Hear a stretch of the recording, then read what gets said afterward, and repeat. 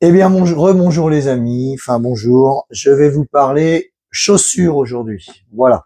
Alors, je vais vous expliquer les soucis que j'ai eus sur ma première randonnée. J'avais cette paire de chaussures ici, voilà, qui, vous voyez, n'est pas usée. C'est une paire qui a fait à peine 300 km. Donc, si jamais vous avez une offre à me faire, je les vends. C'est une pointure normale et cette pointure, elle fait donc 43 et demi. Voilà. Donc c'est du 43 et demi et j'ai eu les pieds de très abîmés puisque pour moi, qui est le pied large, ces chaussures sont étroites au niveau du pied.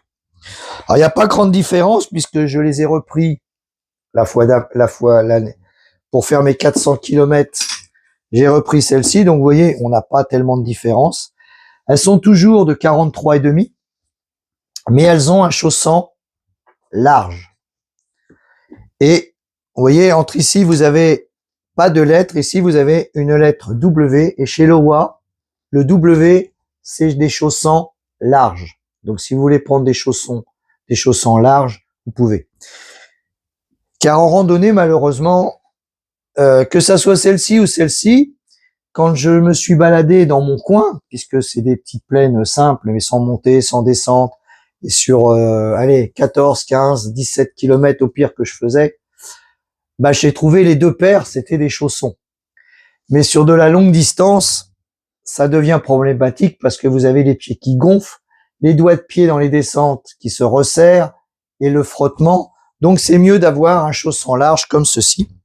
Voilà. Mais j'ai eu les pieds donc beaucoup moins abîmés que dans les autres.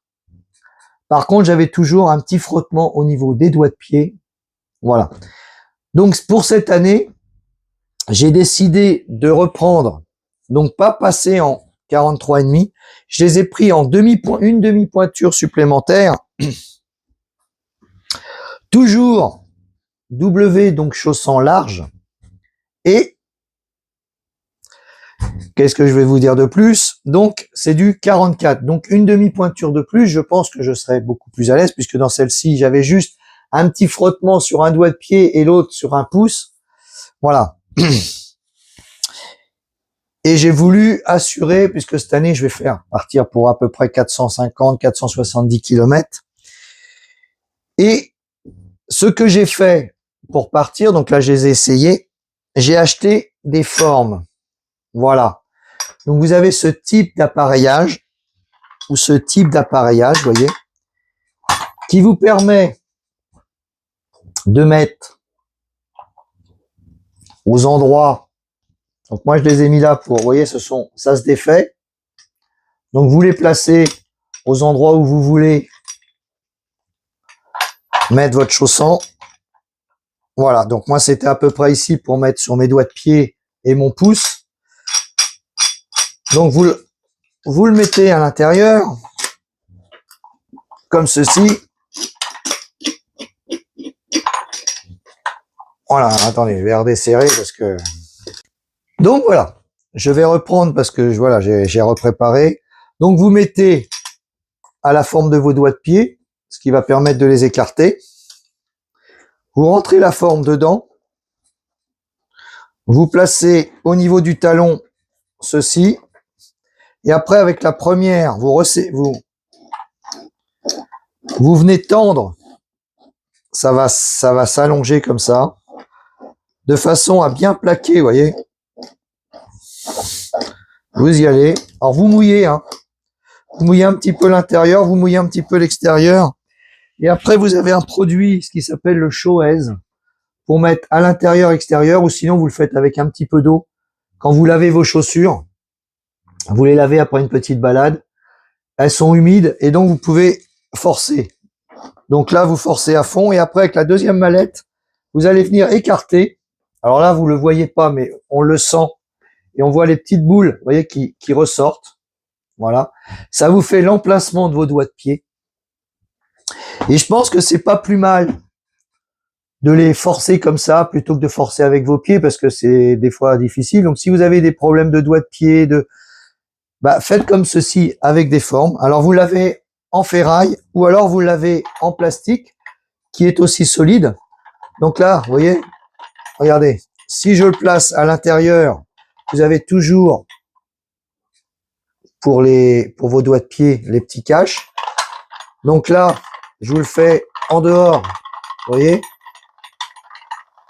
Donc la même chose au niveau du talon, vous voyez que ça s'écarte.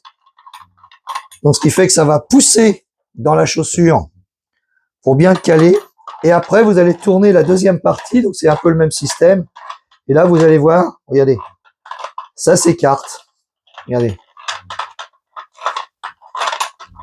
Voilà. Donc vous forcez un petit peu, ne forcez pas trop au départ. Il vaut mieux le faire en 2 temps. Donc vous le placez, vous le faites en 2 temps. Vous mouillez donc, comme je vous ai dit, quand vous lavez, vous mouillez un petit peu d'eau à l'intérieur, vous faites ressortir l'eau, et après, ou vous mettez du Schweppes, mais dans les bottes ou semi-bottes, c'est pas, voilà, des bottes mi-hautes comme ça, c'est pas forcément évident de mettre bien le produit. Par contre, après, vous pouvez vaporiser. Ça va faire de la mousse, voilà. Parce que c'est comme tout, faut jamais travailler à sec. Et le cuir, c'est pareil, ça ne se travaille pas à sec. Et vous laissez agir. Donc, et le lendemain, donc c'est minimum 24 heures avec les machines. Mais moi, je vous conseille sur des chaussures de ce type-là de laisser au moins 48 à 72 heures. Et tous les jours, vous revenez donner un petit coup pour tourner parce qu'automatiquement, le cuir, il va avoir pris ça, il va prendre la forme. Et quand vous allez retirer la forme, ça va se rétracter légèrement. Alors, pas comme au début, mais ça va reprendre un peu sa forme. Voilà. Donc, je sais pas si je m'explique bien. Donc, voilà. Donc, pour les chaussures, pour ceux qui ont des chaussons larges, donc prenez la marque W ou un chausson large dans une autre marque, mais chez Lowa, c'est W. Essayez de minimiser pour faire l'emplacement de vos doigts de pied. Je trouve que c'est largement bien. Moi, c'est ce que j'avais fait sur dans mon deuxième périple de 400 km. J'étais un petit peu mieux. Mais là, j'ai assuré pour prendre une demi-pointure supplémentaire et faire l'emplacement de mes doigts de pied et de mon pouce. Voilà. Sur ce, voilà, ça c'est mon petit conseil sur le chausson, sur les chaussures. Alors voilà, je n'ai pas la science infuse, mais je sais que j'ai eu une semaine quand même de soins infirmiers sur mes 200 premiers kilomètres avec le chausson qui était un chausson normal. Donc, vérifiez bien la largeur de vos pieds, la longueur de vos pieds. Prenez toujours un petit peu plus grand.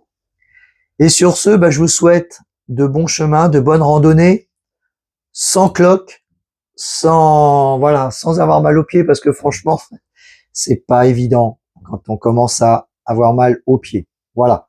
Et on rencontre beaucoup sur les chemins, malheureusement, et surtout sur le chemin de Compostelle, vous verrez, on rencontre beaucoup de gens qui ont des cloques, qui ont tout ça. Donc, si on peut éviter, si ces petits conseils que je vous ai donnés peuvent éviter et que de vous permettre de ne pas avoir de cloques et de pas avoir mal aux pieds, de vous éviter ce que moi j'ai souffert, eh ben tant mieux.